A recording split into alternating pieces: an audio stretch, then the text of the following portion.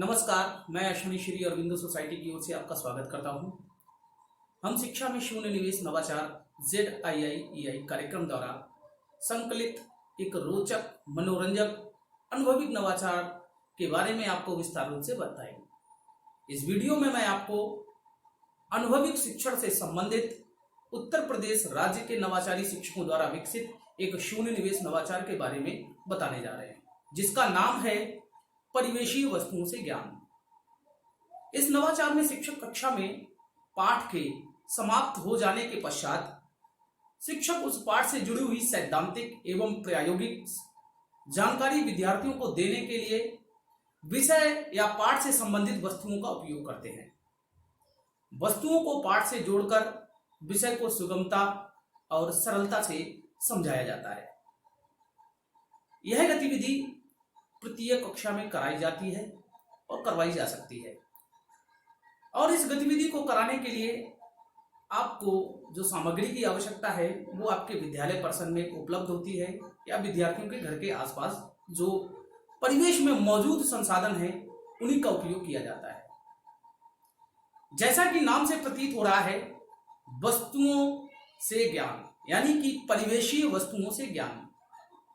शिक्षक जब भी कोई पाठ पढ़ाते हैं तो सबसे पहले उसमें ये ध्यान देते हैं कि हमारे परिवेश में ऐसी कौन कौन सी वस्तुएं हैं, या फिर इस पाठ में ऐसी कौन कौन सी वस्तुएं दी गई हैं जो हमारे परिवेश में हमें आसानी से उपलब्ध हो सकती हैं। उदाहरण के तौर पे मैं आपको बताना चाहूँगा, जैसे कि शिक्षक ने कक्षा में गणित विषय में छात्रों को वृत्त के पाठ के में वृत्त की परिभाषा, वृत्त की त्रिज्या, वृत्त का व्यास, वृत्त की परिधि आदि के बारे में बताया। तो इसके लिए शिक्षक क्या करते हैं कि अब इस प्रकरण का छात्र के जीवन में यानी दैनिक जीवन में इसका क्या उपयोग है, उससे जोड़ने के लिए शिक्षक विद्यालय में ही मौजूदा जो होती है साइकिल, उसका उपयोग करते हैं। आपने देखा होगा कि साइकिल के पहिए का अगर देखा जाए, साइकिल के पहिए को देखा जाए तो वो एक वृत्ताकार आकृति होती है। शिक्षक बच्चों को उसको छूने के लिए, उसको एहसास करने के लिए बोलते हैं, और फिर उसके बाद बताते हैं कि ये जो आकृति आपको दिख रही है वृत्ताकार, ये वृत्त होता है। त्रिज्या को बताने के लिए धुरी के पास से जो तीली लगी होती है उसको त्रिज्या बताते हैं। उसी तरीके से दोनों तरफ की तीलियों को जोड़ करके यानी कि जो केंद्र से जुड़ी होती हैं उनको मिलाने के बाद शिक्षक उसको बताते हैं कि ये इसकी व्यास है। साथ ही साथ अगर परिधि की बात करें तो जो पूरा एरिया जो बच्चों को छू करके दिखाया जाता है उसको वो परिधि के रूप में बताते हैं। कहने का तात्पर्य यहाँ पर यही है कि शिक्षक ने जो पाठ पढ़ाया उससे संबंधित जो वस्तुएं हमारे परिसर में, हमारे परिवेश में उपलब्ध हैं, उनको उस किताबी ज्ञान से जोड़ा गया। इसी तरीके से अगर हम बात करें विज्ञान की, तो विज्ञान में भी जैसे कि शिक्षक ने बच्चों को बल, गति, घर्षण आदि के बारे में बताना चालू किया।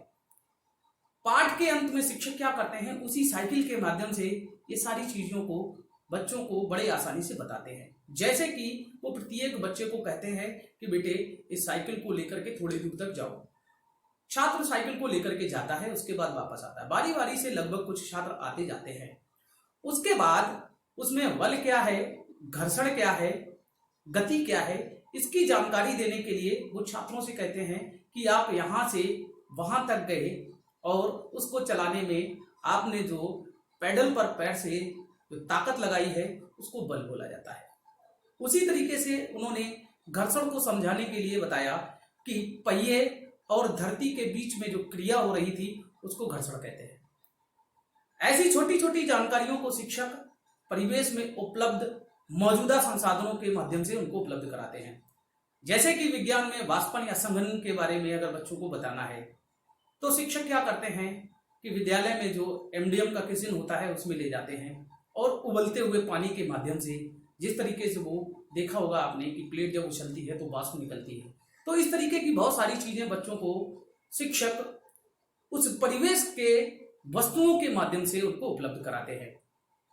शिक्षक विभिन्न विषयों में, विभिन्न पाठों में अधिकतर मौजूदा संसाधनों को जोड़कर बच्चों के ज्ञान को सरल और सुगम बनाते हैं, जिससे कि उनके ज्ञान में ठहराव हो, जिससे कि उनकी स्मरण शक्ति में ठहराव हो। हम आशा करते हैं कि आप ये नवाचार अपने विद्यालय में जरूर लागू कराएंगे और इस तरह के कई दिलचस्प नवाचार हम आप तक लाते रहेंगे। यदि आप ये वीडियो YouTube पे देख रहे हैं तो कृपया आप YouTube चैनल को सब्सक्राइब करें। अगर आप ये वीडियो Facebook पर देख रहे हैं तो आप ZIIEI फेसबुक पेज जरूर लाइक करें। धन्यवाद।